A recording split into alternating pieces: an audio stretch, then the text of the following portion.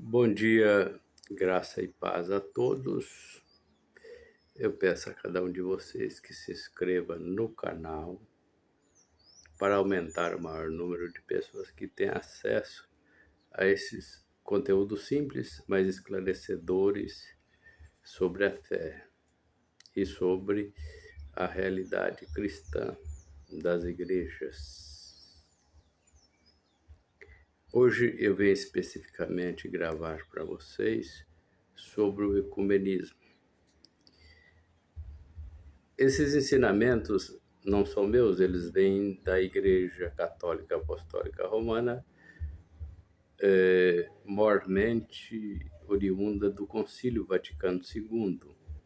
Então, eu tenho aqui o concílio na mão, né, o documento impresso do concílio, e a partir daí a gente vai meditando o que é o ecumenismo. Então, o ecumenismo, né, está dentro da realidade das igrejas cristãs. No Brasil existe até o Conselho Nacional das Igrejas Cristãs, que é o CONIC, que reúne aí as diversas confissões cristãs. Nós estamos entrando num contexto de grande conflito político e religioso. E estas realidades estão se misturando no sentido negativo da palavra. A rigor, todo mundo que professa uma fé religiosa tem direito e deve exercer a sua cidadania com a sua opinião política. Não tem problema nenhum, não é contra-testemunho e não é pecado. O que não pode é existir o conflito, né, que pode destruir as confissões ou a confissão específica, né, onde as pessoas se magoam, as pessoas se ofendem, e isso distancia um do outro, né, distancia. Existem mágoas profundas que permanecem. Por que essas mágoas profundas permanecem? Elas permanecem porque eu não observei, quando ofendi o outro, o quanto era ofensivo aquilo que eu falei ou a expressão que eu usei com relação à fé que o outro professa. E aí reserva-se uma mágoa, uma rejeição automática da conversa, do entendimento, do amor fraterno mesmo na diferença, né? Amar quem eu amo é fácil, e quem me ama, né? O próprio Jesus diz que mérito você terá nisso, se você ama só aqueles que te amam. Eu vos digo: amai, porém, os vossos inimigos. Põe a sua oração em dia por aqueles que te caluniam. Isso aqui são coisas que a gente não exercita muito, e a rigor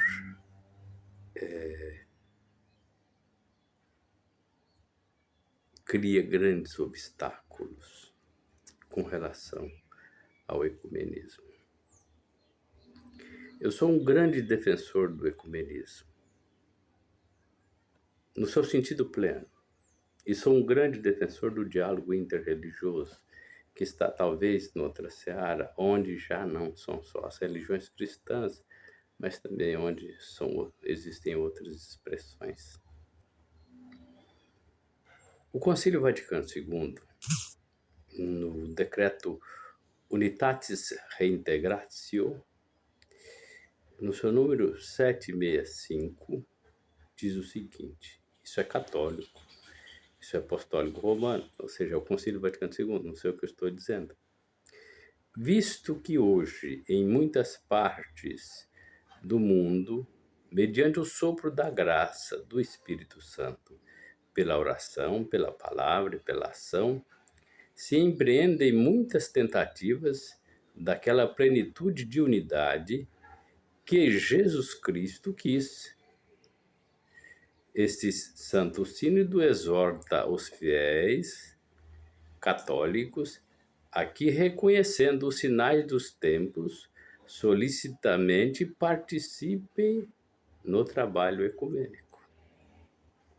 Então, todos os católicos apostólicos romanos, assim por assim dizer, todos os fiéis, são convocados pelo concílio, nesse documento Unitatis Reintegratio, a participarem desse trabalho de unidade.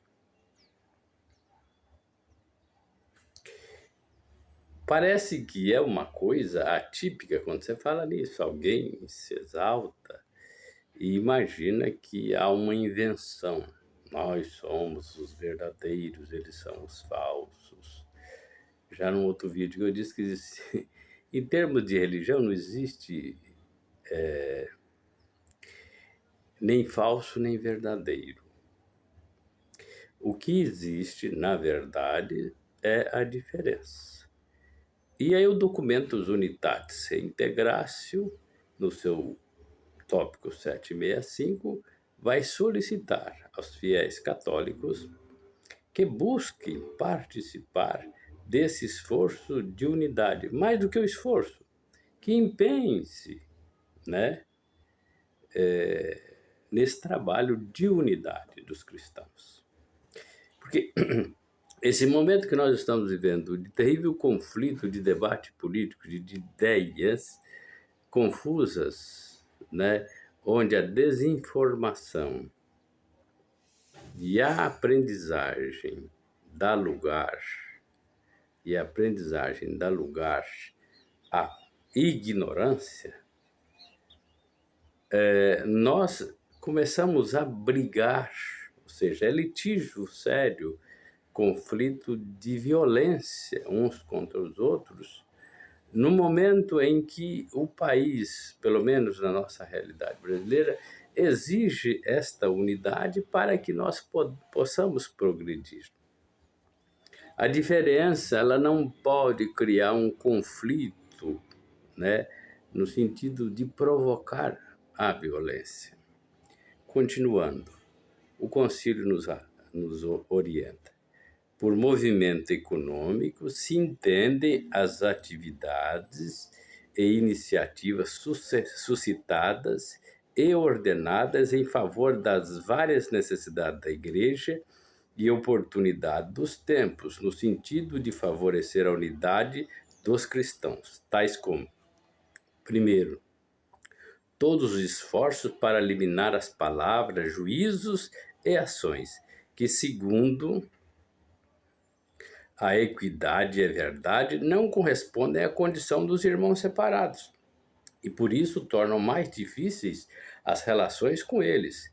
Em seguida, o diálogo iniciado entre os peritos e competentes nos encontros cristãos de diversas igrejas ou comunidades organizadas em espírito religioso. Ali cada qual explica mais profundamente a doutrina da sua comunhão e apresenta perspicuamente suas características. Com este diálogo, todos adquirem o conhecimento mais verdadeiro e uma avaliação mais adequada da doutrina e da vida de uma ou de outra comunhão. Então, essas comunhões conseguem também uma colaboração mais ampla em certos serviços que toda consciência cristã exige, em vista do bem comum e onde é permitido, reúne-se em oração unânime. Enfim, todos examinam sua real fidelidade à vontade de Cristo acerca da Igreja e, na medida do necessário, iniciam vigorosamente o trabalho de renovação, de reforma. Bom, o decreto Unitatis Reintegratio vai continuar nessa linha. Então, não cabe a ninguém dizer que eu sou verdadeiro e o outro é falso. Talvez seja um absurdo teológico, se é que alguém que estudou teologia tem noção da estruturação doutrinária dos outros e das diferentes estruturações doutrinárias. É um absurdo o sujeito dizer eu sou verdadeiro e o outro é falso.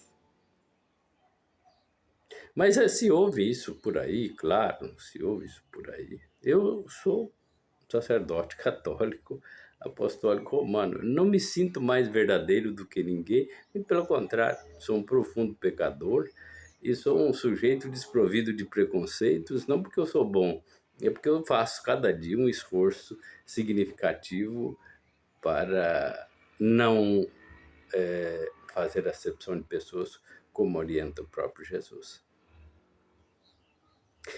E aí, meus irmãos, a questão do ecumenismo, ele é o ponto central para que a gente não elimine esse discurso de falso ou verdadeiro, né? De falso ou verdadeiro. Então, a realidade ecumênica, ela é resultado de um concílio que já se vai para mais de 50 anos. Eu tenho 56, eu nasci em 67, o concílio é de 62, já vai para mais, vamos dizer, 60 anos aí. E ainda nós não entendemos que houve um esforço da igreja em aproximar as realidades cristãs diferentes, e elas em qualquer situação, elas não são verdadeiras nem são falsas, no sentido de que são melhores ou piores. Esse é o grande problema do gênero humano, infelizmente, nos tempos atuais. O melhor é aquilo que está comigo. Eu sou melhor do que o outro. Então o ecumenismo ele extirpa toda a possibilidade de verdadeiro ou falso no campo religioso. Nós precisamos conhecer a origem das outras confissões religiosas, né, e respeitá-las e procurar conhecer, não só por curiosidade, mas para criar uma convicção de respeito. Se eu não criar essa convicção de respeito, eu não posso dialogar com o outro em pé de igualdade, porque essa convicção de respeito ela é fundamental para que eu possa entender o outro e para que a gente possa ter uma fraternidade. E que os esforços sejam uns para o bem dos outros. Aquilo que eu não compreendo não é que não tem explicação objetiva, é que eu ignoro aquilo que é. Não é que está certo ou está errado, é que eu ignoro. Né? Mas as explicações, ela não é uma realidade para mim, para a minha exclusiva compreensão. As explicações são objetivas. Objetivas no sentido de ser uma explicação para a compreensão de todos. Então o ecumenismo ele exige de nós um processo de conversão, de mudança de comportamento. Aí eu diria que é uma mudança de comportamento antropológico, ou seja, nós precisamos ser gente para depois ser cristão. Se eu não conseguir ser solidário com outra pessoa, ou seja, ser gente para o outro, ser humano para o outro, eu não posso bradar e expressar de que eu sou batizado, eu sou convertido, eu já estou salvo, essas bobagens todas. Então, esse fanatismo que leva as pessoas à violência, ele não é bom. Ele não é bom no sentido cristão. Eu não estou dizendo bom, pejorativamente bom ou mal, como uma opinião pessoal. Não. Objetivamente, para o ecumenismo, o fanatismo faz muito mal.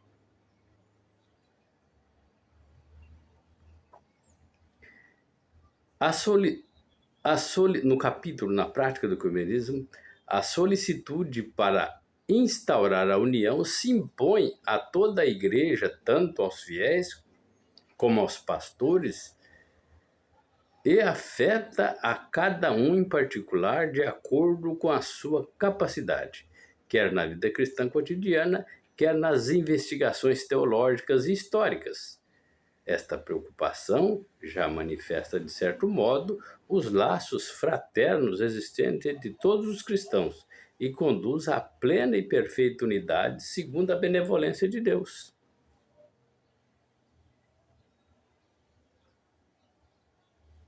Observem, por aí,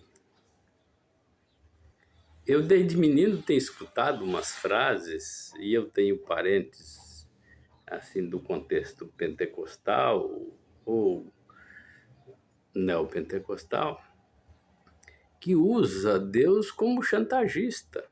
Olha, se você não vier nessa condição, você vem na outra. Se você não vier porque você quer, Deus vai te castigar e você é obrigado a vir na marra.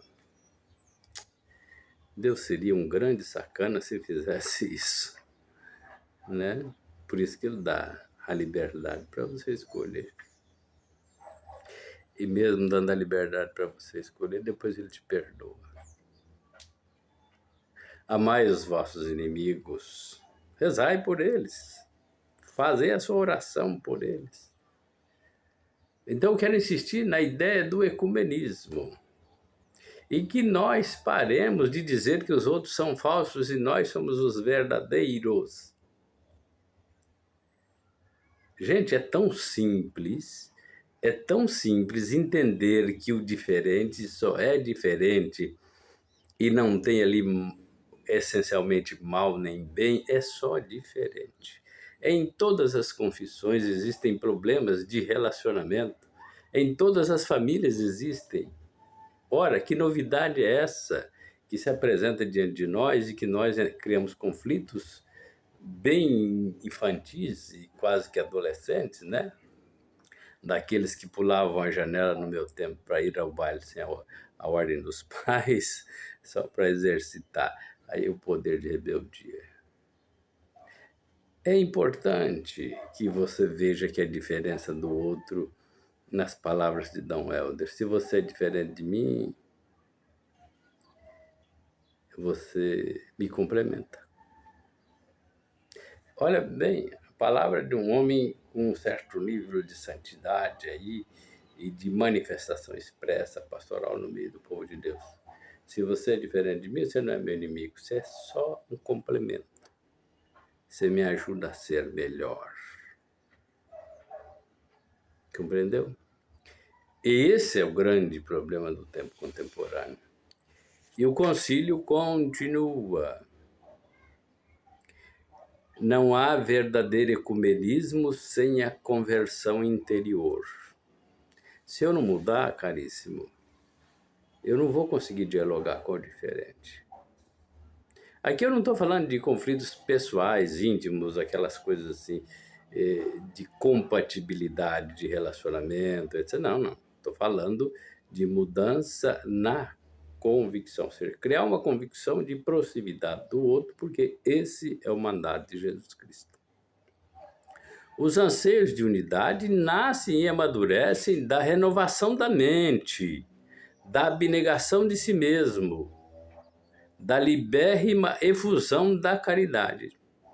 Devemos, por isso, implorar ao Espírito Santo a graça de uma sincera abnegação, de uma humildade e mansidão no servir e uma atitude de fraterna generosidade para com os outros. Portanto, diz o apóstolo das gentes, Eu, prisioneiro do Senhor, vos rogo que andeis dignos andeis dignos da vocação a qual foste chamados, com toda a humildade e mansidão, com paciência, suportando-vos uns aos outros em caridade, esforçando-vos solicitamente por conservar a unidade do Espírito no vínculo da paz.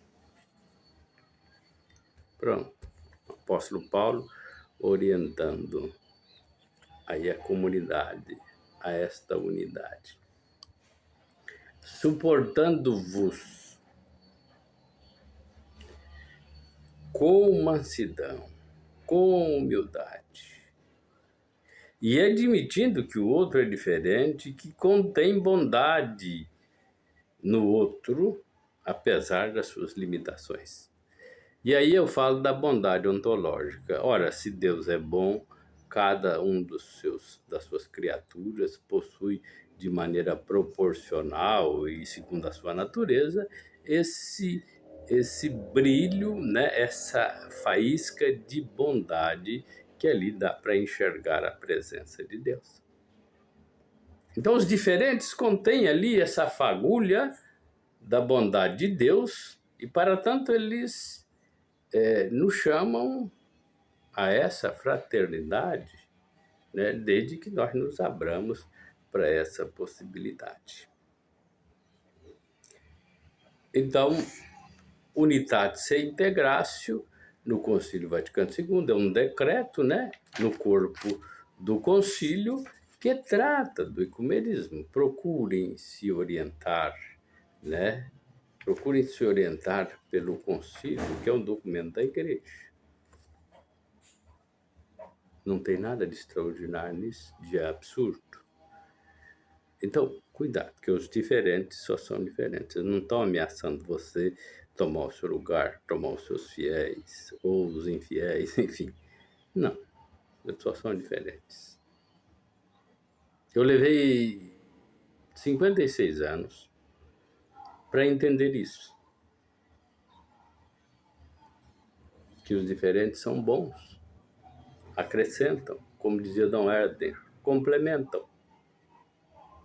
Levei esse tempo todo e hoje eu estou tranquilo em compreender as diferentes expressões religiosas. Cada um faz o seu caminho. Às vezes aqueles que nascem com uma certa falta de convicção e de perseverança param pelo caminho. Mas isso também é da contingência humana. Ninguém é obrigado a manter estruturas caras no momento econômico atual, né, sem adesões. E isso é normal em qualquer igreja.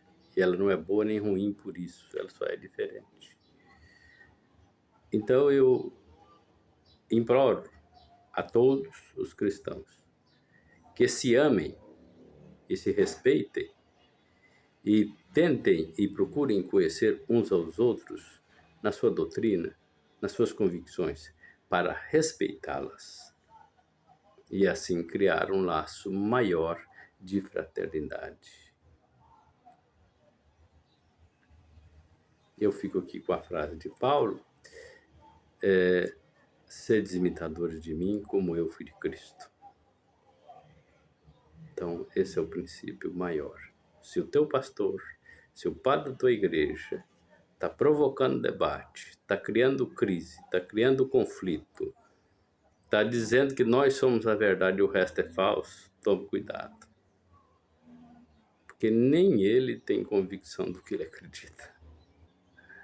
Porque se ele tivesse convicção, ele não diria tais besteiras, tais sandices, para incitar o povo ao conflito e à violência.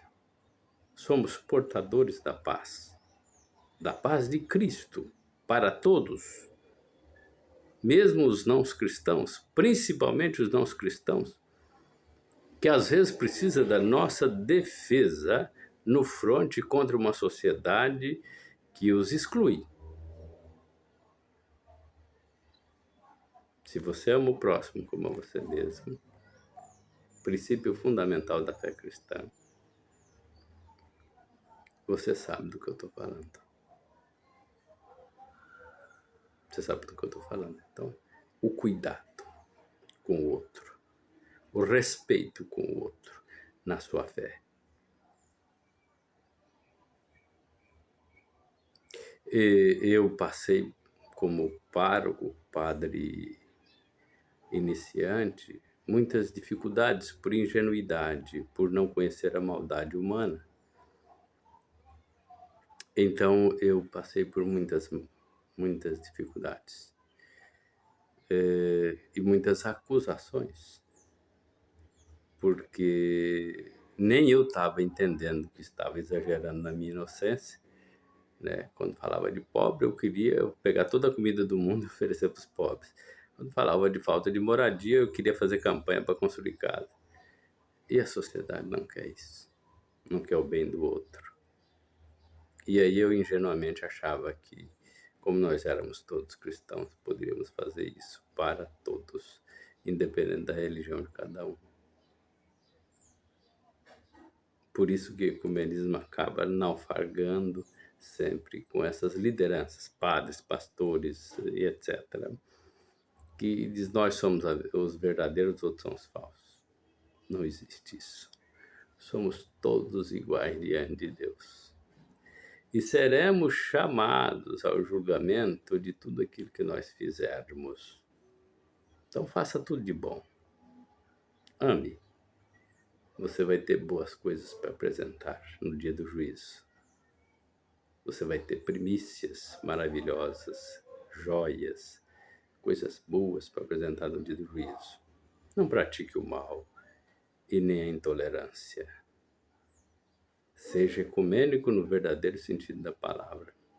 Que Deus nos una nessa paz.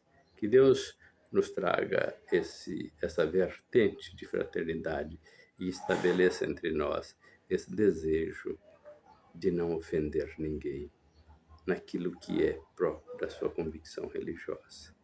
Louvado seja nosso Senhor Jesus Cristo.